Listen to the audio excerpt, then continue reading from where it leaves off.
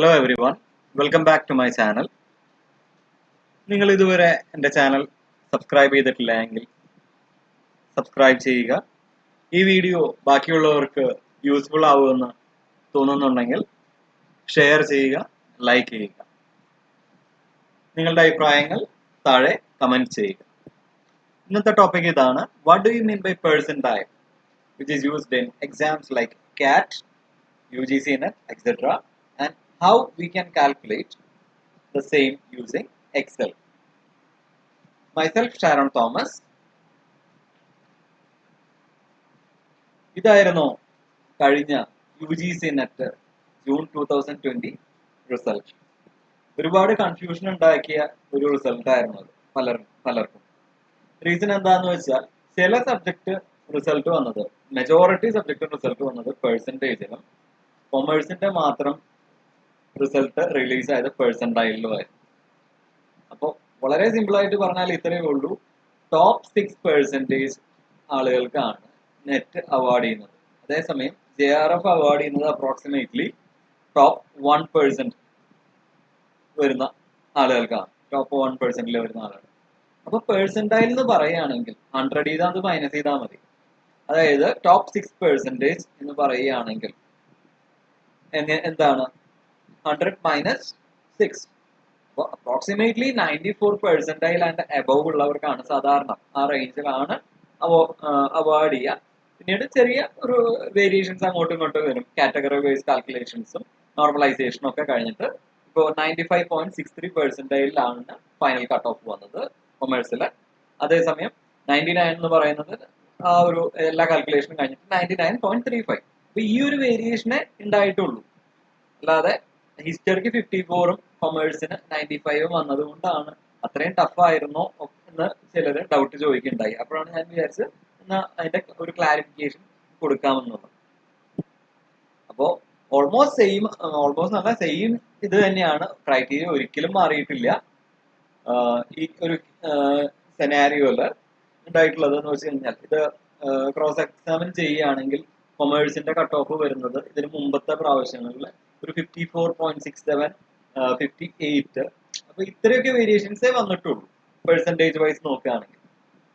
അപ്പോ എന്നാൽ അതേസമയം അപ്പോ ഇത്ര കുറവാണോ എന്ന് ചോദിച്ചു കഴിഞ്ഞാൽ IASന്റെ കട്ട് ഓഫ് എന്താണ്? പെർസെൻറ്റേജ് വൈസ് നോക്കുകയാണെങ്കിൽ അത്രയൊക്കെ തന്നെ ഉള്ളൂ. പക്ഷെ നമ്മൾ ആ ടോപ്പിൽ വരുന്നുണ്ടോ എന്നുള്ളതാണ് നമുക്ക് അറിയേണ്ടത്. എക്സാംസ് ടഫ് ആവുന്നതനുസരിച്ച് എന്ത് പറ്റും? പെർസെൻറ്റേജ് കുറയും. പക്ഷെ പെർസെൻറ്റൈൽ എക്സാം ടഫ് ആയാലും ഈസി ആയാലും പെർസെൻറ്റൈൽ പറഞ്ഞാൽ ഇത്ര ശതമാനം പേരെ പാസ്സാക്കാൻ പറ്റുള്ളൂ എന്നൊരു ക്രൈറ്റീരിയ ഉണ്ട്. അല്ലെങ്കിൽ എന്ത് പറ്റും? ബൾക്കായിട്ട് ഒരുപാട് പേര് പാസ്സായി ഇറങ്ങി കഴിഞ്ഞാൽ എന്ത് പറ്റും? ആ ഒരു പർട്ടിക്കുലർ ആ ഒരു ഡിഗ്രിക്കോ അല്ലെങ്കിൽ എൻട്രൻസ് എക്സാമിനോ ഒരു വാല്യൂ ഇല്ലാതെ വരും. നമുക്കറിയാം ഒരുപാട് അലിഗേഷൻ നടക്കുന്ന സമയമാണ്. ഇതാണ് ജനറൽ കാറ്റഗറി സ്റ്റുഡൻസിന് കാറ്റിലുള്ള കട്ട് ഓഫ്. നോർമലി 99 to 100% ആണ് ജനറൽ കാറ്റഗറിയിൽ വരുന്ന കാറ്റിന്റെ കട്ട് ഓഫ് IM സ്റ്റുഡൻസിന്. ഈവൻ എന്തെങ്കിലും കോട്ട് ഉണ്ടെങ്കിൽ പോലും വലിയ ഡിഫറൻസ് വരുന്നില്ല. ചെറിയ പെർസെൻറ്റൈല്, ചെറിയ ഒരു 1 or 2% മാത്രമേ അവർക്കും റിഡക്ഷനും ഇതായിട്ട് അങ്ങനെ കാണാറുള്ളൂ. ചെറിയൊരു വേരിയേഷൻ ഒക്കെ ഉണ്ടാവും. പക്ഷെ ഈ 100% എന്ന് പറഞ്ഞാൽ എന്താ അർത്ഥമുള്ളൂ? ആ ഒരു വ്യക്തി ആ എഴുതിയിരിക്കുന്ന എല്ലാവരെക്കാളും ടോപ്പിലെത്തിയെന്നേ ഉള്ളൂ. ഇപ്പോൾ എക്സാം വളരെ ടഫാണ്. അത്രയും ടഫാണെങ്കിൽ ഒരു ബാങ്ക് ടെസ്റ്റിനുണ്ടായ ഒരു സെനാരിയോ ഞാൻ പറയാം. ഒരു 10 years ബാക്ക് ആണ്. അതില് ക്വാണ്ടിറ്റേറ്റീവ് ആപ്റ്റിറ്റ്യൂഡ് ഒരു സെക്ഷൻ ഉണ്ടായിരുന്നു. അപ്പൊ അതിൽ സെക്ഷണൽ കട്ട് ഓഫ് 40-ലായിരുന്നു മാർക്ക്. 5 സെക്ഷൻ ഉണ്ട് അതിൽ. അപ്പൊ 40 into 5 ആ 40-ല് വന്ന കട്ട് ഓഫ് എന്ന് പറഞ്ഞു കഴിഞ്ഞാൽ ഈ 7 മാർക്ക്. ഓക്കെ, അപ്പോ അത്രയും താഴ്ന്നു വരാനും സാധ്യതയുണ്ട്. അപ്പൊ ഇതൊക്കെ എന്ന് പറഞ്ഞു കഴിഞ്ഞാൽ എക്സാം ഡിഫിക്കൽട്ടി അനുസരിച്ച് എന്ത് പറ്റും?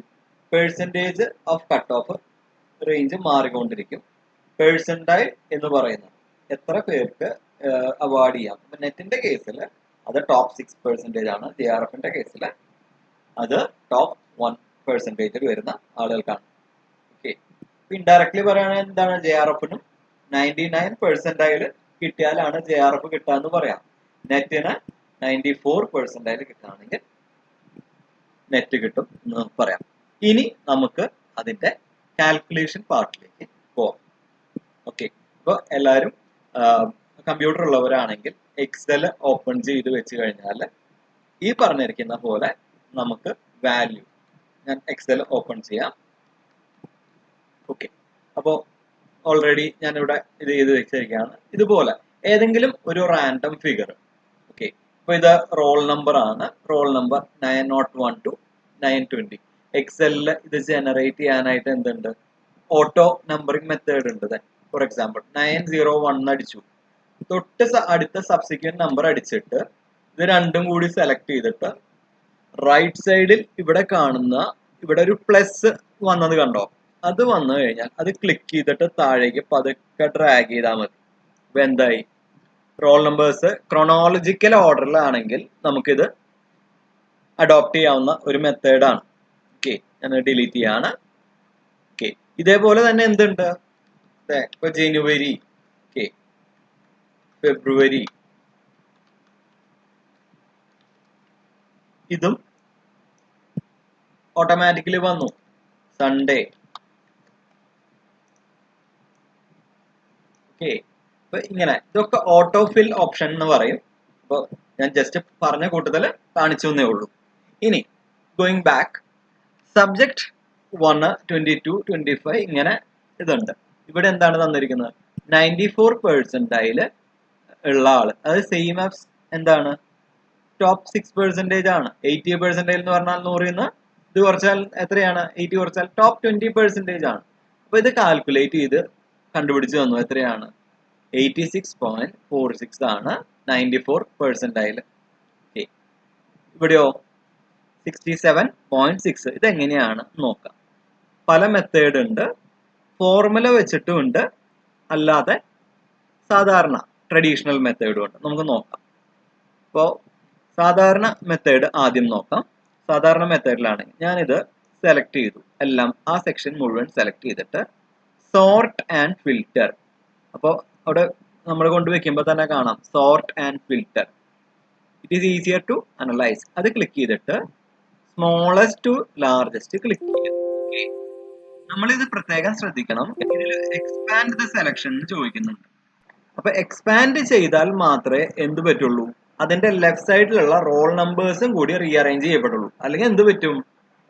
ഈ മാർക്ക് റീഅറേഞ്ച് ആവും, റോൾ നമ്പർ റീഅറേഞ്ച് ആവില്ല. അപ്പൊ എന്ത് പറ്റും? മാർക്ക് അങ്ങോട്ടും ഇങ്ങോട്ടും മാറിപ്പോവും. ഇതാണ് ക്ലറിക്കൽ എറർ പറ്റി, മാർക്ക് അങ്ങോട്ടും ഇങ്ങോട്ടൊക്കെ തെറ്റി എന്ന് പറഞ്ഞിട്ട് റിസൾട്ട് ചേഞ്ച് ആയി എന്നൊക്കെ പറഞ്ഞ് വരുന്ന ക്ലറിക്കൽ മിസ്റ്റേക്ക് ആയിട്ട് വരാം കുറെ. അത് അങ്ങനെ ഉണ്ടാവരുത്. ഓക്കെ, അതിനാണ് ക്രോസ് വെരിഫൈ ചെയ്യിപ്പിക്കുന്നത്. ഓക്കെ, കാരണം കമ്പ്യൂട്ടറിന് ഇങ്ങനെ ഇത്തരം കാര്യങ്ങൾ ചെയ്യാൻ പറ്റും, പക്ഷേ അതിന് ഇന്റലിജന്റ് ആയിട്ട് ചിന്തിക്കാനുള്ള കഴിവില്ല. ഓക്കെ, നമ്മൾ ക്ലിക്ക് ചെയ്യുമ്പോൾ നമുക്ക് കാണാം റോൾ നമ്പർ എന്ത് പറ്റി? ജമ്പിൾഡ് ഓർഡറിലായി. പക്ഷെ സബ്ജക്ട് 1 മാർക്ക് നോക്കൂ, അസെൻഡിങ് ഓർഡറിലായി. ഇങ്ങനെ നോക്കുമ്പോൾ 94% എന്ന് പറയാം. 100 പേരുണ്ടെങ്കിൽ എത്ര പേരുണ്ടാവും? 94% ഇത് ഉള്ളത് 6 പേര്. ഓക്കെ, അപ്പോൾ ഈ കേസിൽ എന്ന് വെച്ചാൽ 20 പേരാണ് നമ്മൾ എടുത്തത്. അപ്പൊ അപ്രോക്സിമേറ്റ്ലി എത്ര പേരുണ്ടാവുള്ളൂ? 2 പേരൊക്കെ തന്നെ ഉണ്ടാവുള്ളൂ. നോക്കുക, 86.46 അല്ലേ വന്നേക്കുന്നത്. നോക്കി, നമുക്ക് മാനുവലി എടുക്കുകയാണെങ്കിൽ ഏറ്റവും അവസാനത്തെ 2. അപ്പോൾ അവരുടെ കറസ്പോണ്ടിങ് റോൾ നമ്പർ എന്തൊക്കെയാ? 907ഉം 916. ഇങ്ങനെ കാൽക്കുലേറ്റ് ചെയ്യാം. ഇതൊരു മെത്തേഡ്. എന്നാൽ നമ്മൾ 80 ആണെങ്കിലോ? അപ്പൊ നമ്മൾ എത്ര പേരാന്ന് വേറെ കാൽക്കുലേറ്റ് ചെയ്യണം. 70 ആണെങ്കിലോ? അപ്പോൾ ഓരോന്നിനും ഇങ്ങനെ കാൽക്കുലേറ്റ് ചെയ്യാൻ പോയി കഴിഞ്ഞാൽ ബുദ്ധിമുട്ടാവും. അപ്പൊ ഇതിന് നമുക്ക് ഫോർമുല ഉണ്ട്, അതൊന്ന് ജസ്റ്റ് പഠിക്കുക. ഓക്കെ, അപ്പൊ ഞാൻ ഇത് കൺട്രോൾ സെറ്റ് അടിക്കുകയാണ്. അപ്പോൾ പഴയ പോലെ ആവും. ഓക്കെ, പഴയ പോലെ. അൺഡുയുടെ ഷോർട്ട് കീ ആണ് കൺട്രോൾ സെറ്റ്.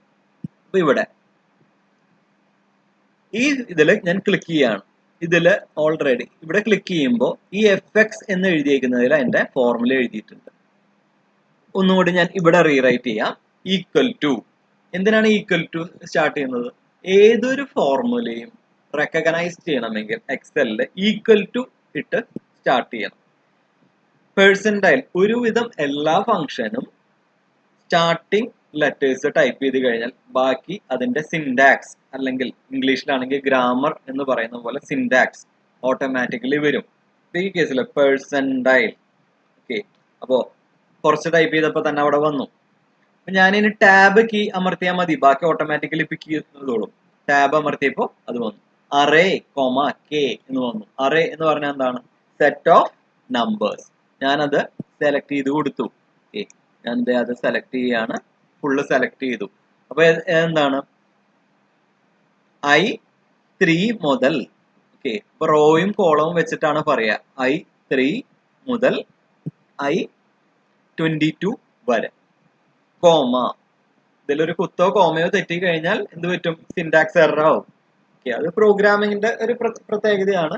നമുക്കിനി ഇതിലൊന്നും ബാക്കൗട്ട് ചെയ്യാനായിട്ട് പറ്റില്ല. കാരണം 6ാം ക്ലാസ് മുതൽ പ്രോഗ്രാമിംഗ് ഇൻട്രൊഡ്യൂസ് ചെയ്യാനാണ് ന്യൂ എഡ്യൂക്കേഷൻ പോളിസിയിൽ പറഞ്ഞിരിക്കുന്നത്. അപ്പോൾ നമ്മളൊരു ബേസിക് എക്സൽ ഫംഗ്ഷനെങ്കിലും പഠിച്ചിരിക്കുക.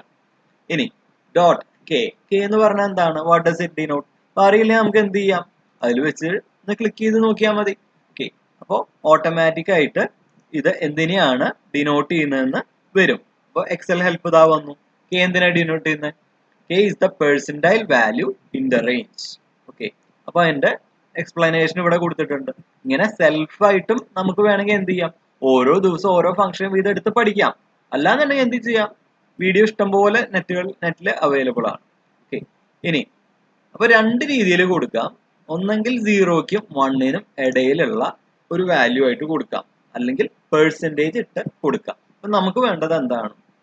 80% ആണെങ്കിൽ 80% എന്ന് കൊടുക്കുക, ക്ലോസ് ചെയ്യുക, ബ്രാക്കറ്റ് ക്ലോസ് ചെയ്യുക, എൻ്റർ അടിക്കുക. അതേ വാല്യൂ തന്നെയല്ലേ മുകളിൽ കിടക്കണേ?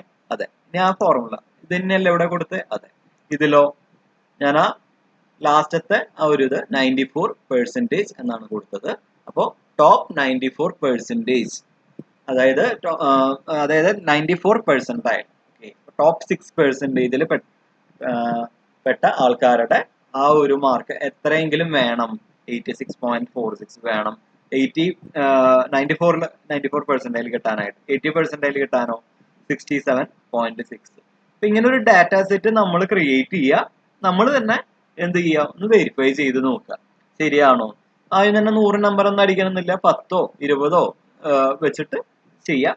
അപ്പോൾ എന്നിട്ട് എന്തെങ്കിലും ഡൗട്ട്സ് ഉണ്ടെങ്കിൽ താഴെ പോസ്റ്റ് ചെയ്യുക. Okay, thank you.